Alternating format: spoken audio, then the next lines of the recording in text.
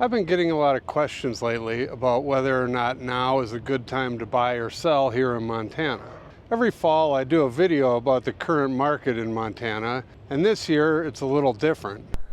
Alright, so I climbed all the way up this mountain to give you a better view of Montana. So the least you can do is subscribe to our channel.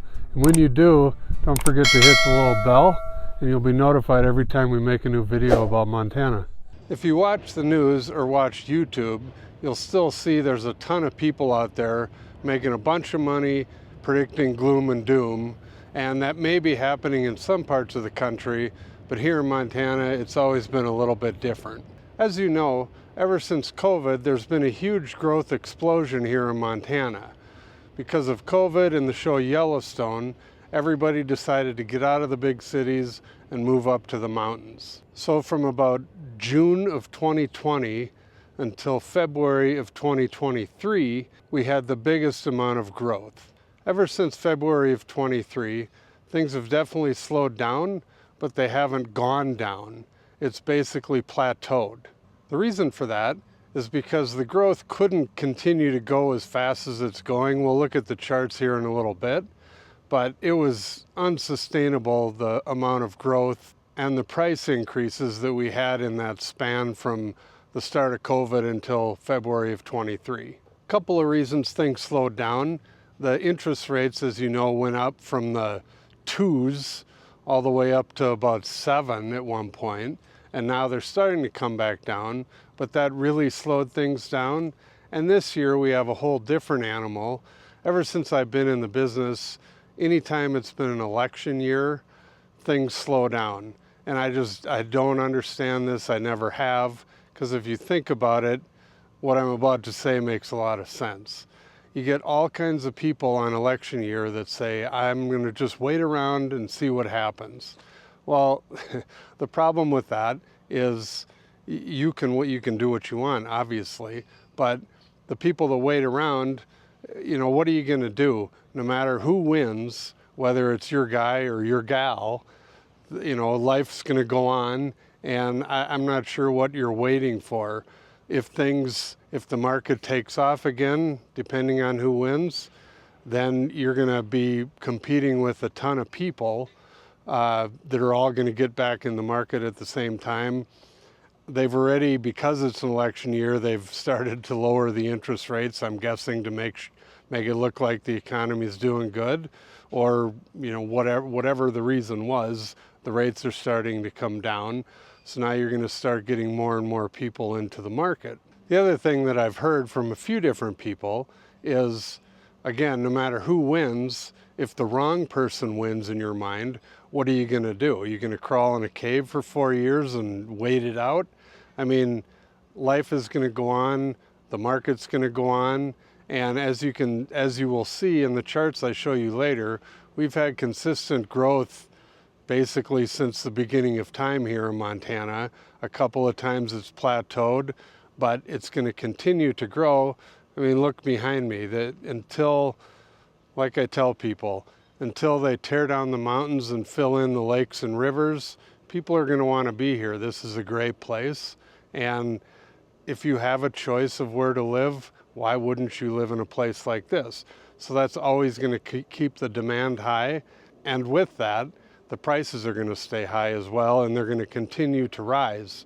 Again, they may plateau here and there, but over the years, they're going to continue to go up. So unless you're looking to do a quick flip of a house, anything long-term, I would be shocked. If you're planning on buying something and holding on to it for 10 years or more, I would say the odds are super slim that you would ever lose money on something that you bought at any point right now.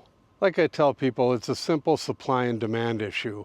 When we had the giant rush right after COVID, it wiped out most of our inventory, and we're still trying to catch up. So with that, with low supply and high demand, the prices are going to go up, and that's what's creating what we've had here.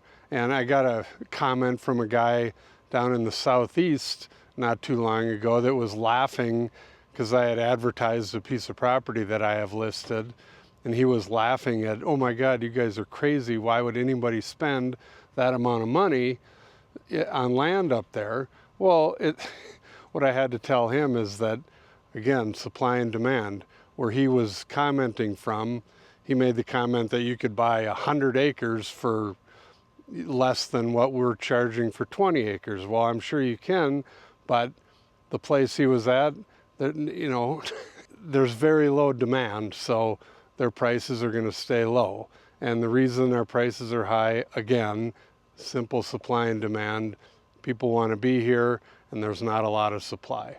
In fact, I just had a person looking to buy a house, and it was priced on the lower side for what we have available right now, and there was 11 offers on it.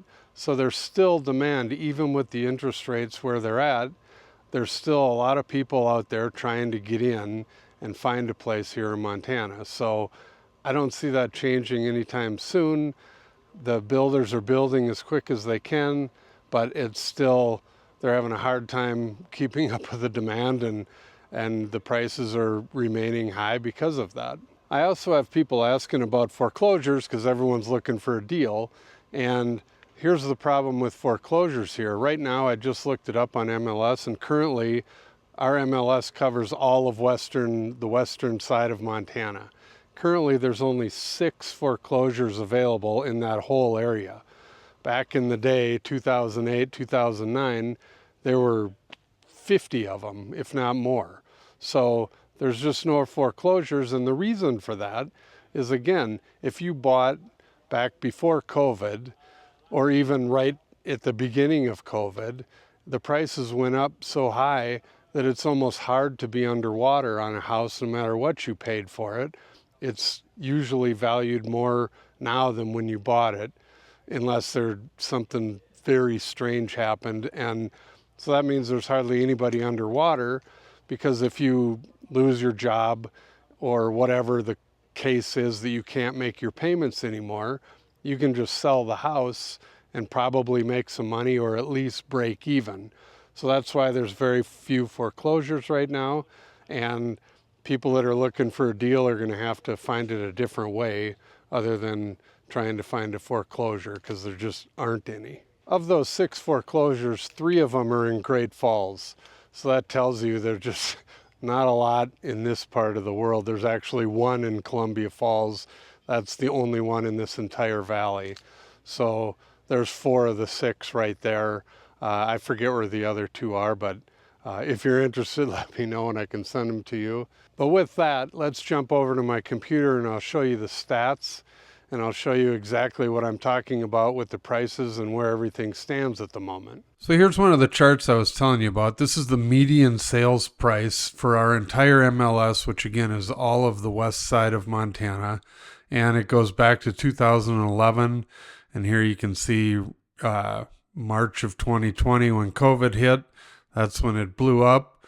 But we're still kind of slowing down, plateauing, like I said, but the high was just in May of this year at 473, and these are the median sales prices, which means in the middle. When you do the average, it kind of gets thrown off by the outliers, so I think median is more accurate. But anyway, in May it was at 473. It dropped down in July to 470, and now it's at 470, 560 at August. So basically, it's the same thing. And if you look at the new or homes for sale, again, for our entire MLS, back in February of 22 was our low point of amount of houses for sale. Again, low inventory, and we are starting to go back up now, but we're at 2568, where if you look again, March of 2020 when COVID hit, we were at 3174. Now we're at 25, so we're still 600 houses below where we were before all the craziness hit. And if we just switch over to the Flathead Valley itself, same looking chart. It's plateaued here this summer, this year, but it's still at 612, 500 after August, where it was at 615 earlier in the summer. So again, plateau, homes for sale, same deal. It's starting to go back up, but we're still well below where we were in March of 2020. So as you can see, the market is not crashing here. Houses are not being given away. And I believe they're going to continue to go up, maybe not as quick as they have, but this is a very desirable place and people are always going to want to be in an area like this. So if you have any questions or you want information on homes that are currently available, let me know and I'd be happy to send out what we have. Thank you for watching our video. Please call, text, or email for more information, and don't forget to watch our other videos about Montana.